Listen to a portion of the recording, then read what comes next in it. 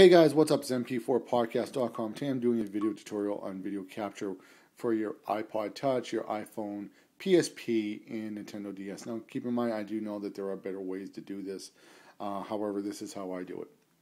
Now first off, what you want to do is, especially when you're recording anything that's in widescreen format, like this way, you want to record in 720p, or you can record in 1080p. I do 720p because I don't see a big difference on YouTube over 720p over 1080p.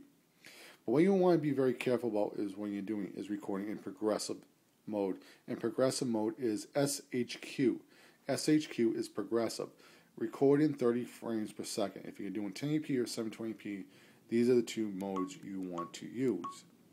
Now, 60 fields is 60i. That means if you take one frame, cut it in half, you have half of one frame and the other half. When you put those two halves together, what do you get? You get one frame. So this is all you're really seeing is 30 frames cut up in half. Alright, so don't use that mode. 60 frames per second, you only see 60 frames per second on the computer. There are no video sites that support 60 frames per second. I don't know if it's the video sites or if it's Flash or whatever it is. There's no way to view 60 frames on the internet so far. The only way to view it is on the computer. But what 60 frames per second is really used for is for filmmaking. If you want to slow down video footage like The Matrix, or you want to speed it up, there's also another trick that some people use to get 24p for filmmakers, that people who don't have true 24 frames per second in their camcorders. Alright, moving on. So what else do we have right here? I don't do video stabilization because I have a tripod. So you don't need that. Now focusing, I put it in super macro. Standard does have macro, but it doesn't get as close, so I put it on super macro. Okay, focusing. What do I do in focusing? I put it on 9-point focus. That means there are 9 little invisible dots on the screen, and what it does, it focuses right there. Spot just focuses on the center of the image.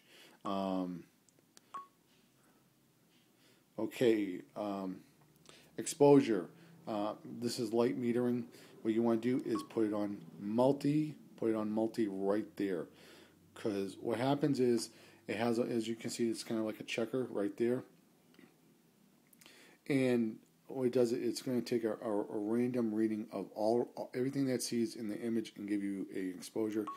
Center just gives you a center, and spot just gives you a spot. I'll just give you an example of what this looks like. As you can see, there's that white little box right there on the kitty cat.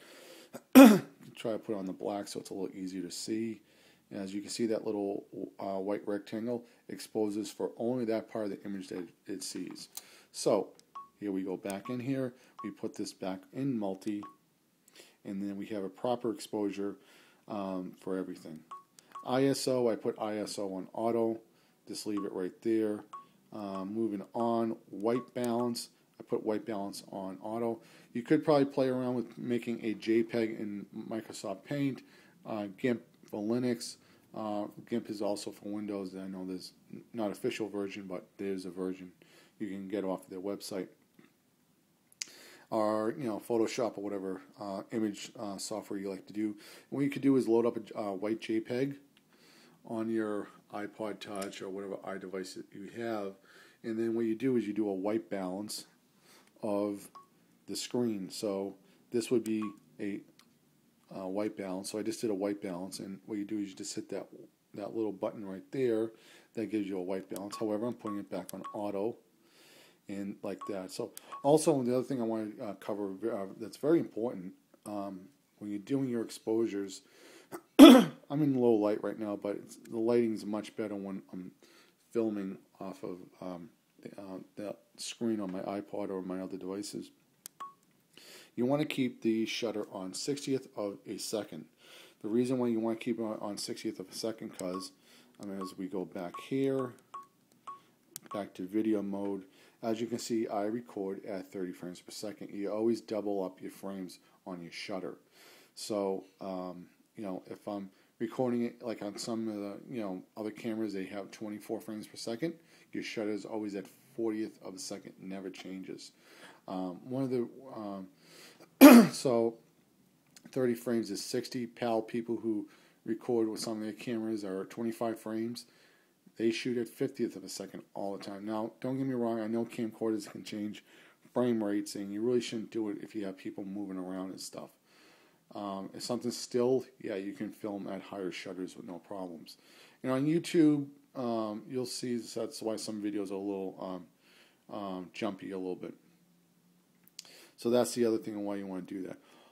So also, one other thing that, when I record videos that are this way, up and down, I record at 640 by 480th of a second. That's because there's more room to get this image up, because it 4:3 is up actually higher. 720p, it's widescreen, so it goes across this way. So keep that in mind whenever you record like a shooter that might be, there's a couple of shooters I got, and so I film 640 by 480 that way most of the time. But if I want to record a high 720p, I actually have to put this iPod Touch much further back. But usually when I'm recording 720p, I'm really this close. That's how close I am to my iPod Touch when I'm filming with this camera. So keep that in mind. So what I'm going to do is I'm going to put the link to this camcorder in the description box. If you're interested in buying it, it's at Amazon. I'll try to leave a couple of other recommendations if you can't get this camcorder for whatever reasons. But this is a camcorder I really like. Also, I just want to say I highly recommend, if you do get this, is to get a filter. You probably can't see it, but I have a $10 sky filter, a UV filter that prevents scratches. If it's a piece of dust, a small rock, maybe if it was windy outside or something came in and hit the lens, I could get a scratch. So I'd rather have a $10 filter get scratched, which is easy to replace. You just screw them off or whatever. But another thing I just want to talk about is, I'll try to leave his link in the description box. I'll have to find it. There's a guy who makes TV commercials. I believe he's from Switzerland. Yeah, no problem. Shut up, lady. Basically, he was talking about polarized filters. And what polarized filters do is they stop light from coming into the camera. So let's say you always have to keep the shutter. I'm just talking about when you're outside and you're not doing gameplay recording.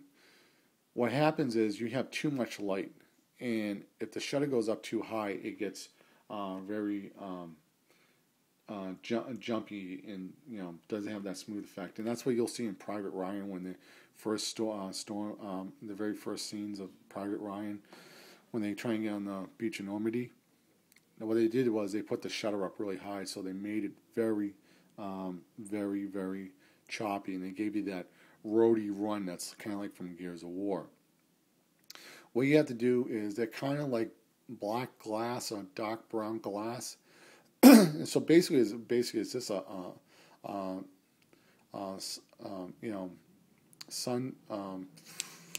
sunglasses for your camera. It's just like that. You can just screw it onto your camera, and what it'll do is that'll allow less light. That'll let you get to 60th of a second for your camcorder. So keep that in mind. So once again, guys, if you have any questions about this camcorder or how to capture or whatever, I do have a hop-hog. I didn't know that you can capture component cables with the PSP.